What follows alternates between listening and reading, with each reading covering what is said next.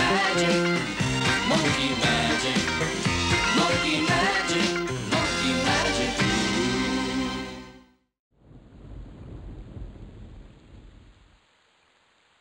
Hey everyone. So once again we are stuck at the mercy of the Freeport guards. This time I don't want to go train, I want to go bank. And obviously, you know, the wolf form trick works. The only problem with that is when you zone, like when you change zone, the illusion will wear off. So if I wanted a druid to help me to bank, he'd have to run me all the way into the next zone, wolf form me again, come to the bank with me, then wait till I finish, and then wolf form me again on the way out. So I decided to ask that nice wizard you just saw there if she could throw an invis on me, which she did. And then there's a neat little trick you can do to bank. If you go in this little corridor here, and you go into third person, and you zoom your camera out, you can actually click the bank dude through the wall without aggroing him or the guards, and you just kind of bank in here, which is really handy. The only problem now is I have to wait for someone to come along to invis me to get out. But it just so happened that as I was banking, this chamois was in here, so I just asked him to hit me up with an invis, and he did. So it was just really lucky and good timing. So that was me. I just banked in and out just like that, easy.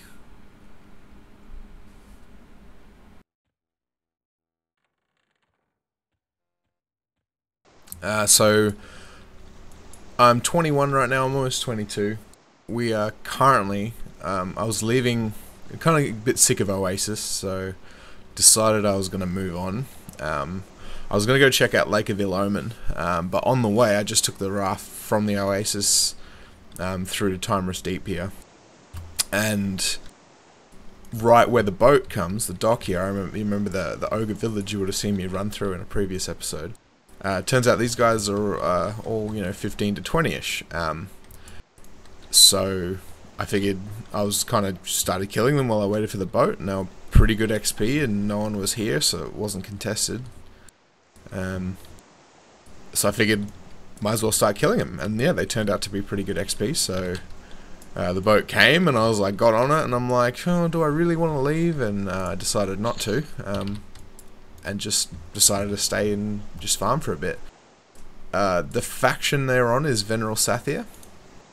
Oh, look, right as I say that, another dude's here.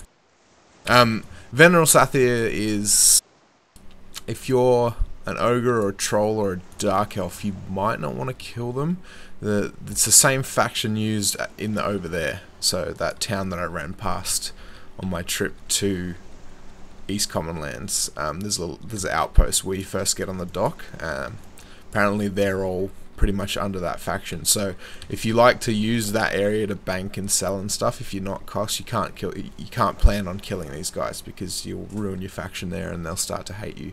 But you know, I'm an Ixar, everyone already hates me, so there's nothing really left to ruin.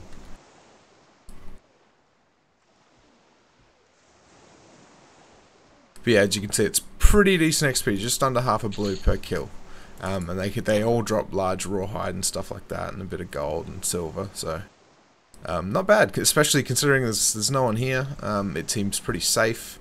I have Feign Death, worst case. There is a high level here, the Great Oomp, who's very popular. There used to be a bug where you could do some shenanigans with him. I'm not quite sure, but I'm pretty sure it's been nerfed, so yeah. I had tried out Najina earlier today. I went in. I didn't have fun. Basically, I mean, there are mobs in there they're probably a good level for me, but there was a mage in there looking for his focus items. Najina is a dungeon just past Nectarless Forest, which is the Dark Elf area.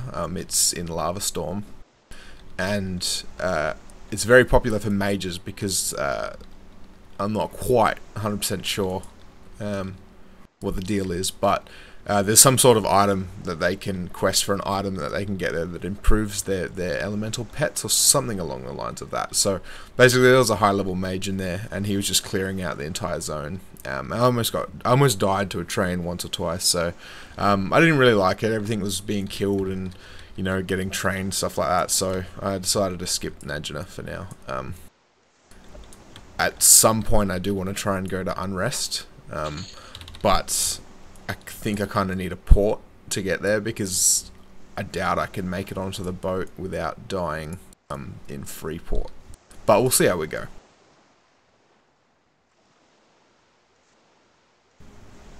So just here in between these two rocks, and in some of the various huts around the island, there's a chance for a named ogre to spawn called Ugrak the Raider.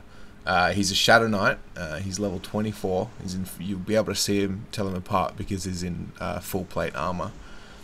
But he has a chance to drop Dark Rust boots and Dark Rust braces, which is really cool, because both of them have AC. They have AC obviously, but they have stamina. I think one has like 10 stamina. I can't remember what the other one has, and they're pretty much usable by everyone except cloth wearing casters. So that's another cool thing about this area is they're lore, so you can only get one of each, but I did end up getting both of them by the time I left here, which is probably lucky, but still cool. So another very popular spawn for this area is this guy, the Great Uwump. He's a static spawn. He's level 34. He drops a whole bunch of really cool shit, so you'll often see like high levels just farming him. He drops stuff like the turtle shell helm, sheer bone mask, chip bone collar, giant snake spun belt, bone arm plates, chip bone bracelet, bone leg plates, bat skull earring, which is really popular. They're like a 5 intelligence earring, and the bat fang headband. He has no faction alignment, so you don't take a faction hit when you kill him, and he's also indifferently when you're not engaged to him. So if you're just running around, he's not going to aggro you because you're like level 20's level here. But that being said, he is social with the other ogres, which you got to be really careful for, because if you are fighting another ogre and then they decide to run, or even if you just drag them past him and he sees you fighting them, he will come to help.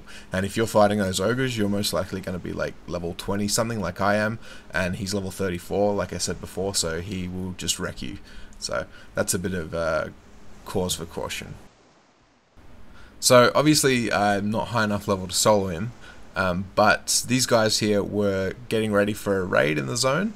And while they were waiting, they were just killing him, and they were really nice, and they were like, oh, why don't you just beat him down, they will heal it. Oh, Bergie was holding the aggro, and that meant I got all the XP, which is really cool. He's on a really quick spawn timer, and he always spawns in the same spot, so it was a bit of a power leveling too, because he was 10 levels higher than me, so it was really good XP. There's a Spirok camp just behind that hill there that you see in the background, and in the downtime he was curious to see whether he could help me kill one of these Spirok watchers. They're like level 40, but so that was pretty fun too. They have no faction hits, but they are social to each other. So later on that night, after all those guys had left, Ugrak the Raider spawned, and as I mentioned before, he is a Shadow Knight, so he harm touched me right off the bat. And for those who don't know, harm touch it's like the opposite to the Paladin lay on hands, and it's just a massive direct damage burst that they can do once an hour. So what I ended up having to do was, like, he blew through my health, and I even used mend, so I had to feign death. Then I regened up, and then I initiated him again, and I killed his pet. And then I had to feign death again, and then healed up, and then I initiated him a third time, and finally killed him, and I got the boots, I think. And I did kill him once again before I'd left, and I got the braces. So I was really lucky. I got both of them before I'd left Timorous Deep. So farming those ogres up, it's a bit of a trip, but you do get a whole bunch of fine steel and bronze weapons, and they're definitely worth taking and selling. I had to run all the way back to Oasis, but it's, and they do start weighing you down, obviously. I had like 150 weight out of 109, so I was a bit encumbered, but definitely worth the money.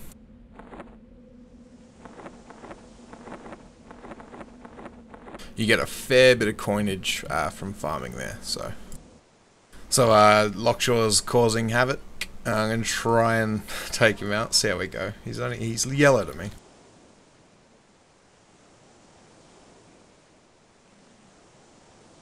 Looking back on this video, I didn't realise, but that mage that just ran up, he sent me a tell saying, oh, I'll help out. And then I got an invite, so I hit follow. But the invite was from the rogue that had run up behind me, and I didn't realise. So I probably should have invited both of them, but the mage kind of wasn't in the group, and he missed out on the... I mean, not like it was amazing XP or anything, but still feel like a bit of a dick. But with the three of us, we smashed down Lockjaw, and we were the heroes of Oasis for all the newbies that he was terrorising.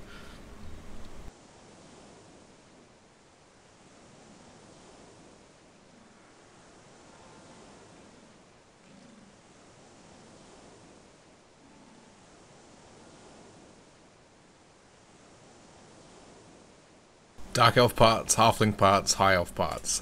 I see Lockjaw has been a bit busy eating noobs. He also dropped the vest, but that rogue that came in and helped me kill him didn't have a chest piece, so I let him take it because it's 15 AC or something. What was it? Let me have a look. 12 AC, 5 stamina. It was pretty good. I mean, I could use it, but right now I have the fungi, so I don't need it. So that's going to do it for this week, guys. Pretty much stayed here from 21 through to 24 before moving on. Tune back next week to see another episode. And shout outs to Quinara. It's the first person to ever hit me up in-game about my videos, which is really cool. So hopefully we'll be able to play sometime soon. Anyways, guys, thanks for watching. I'll catch you next week.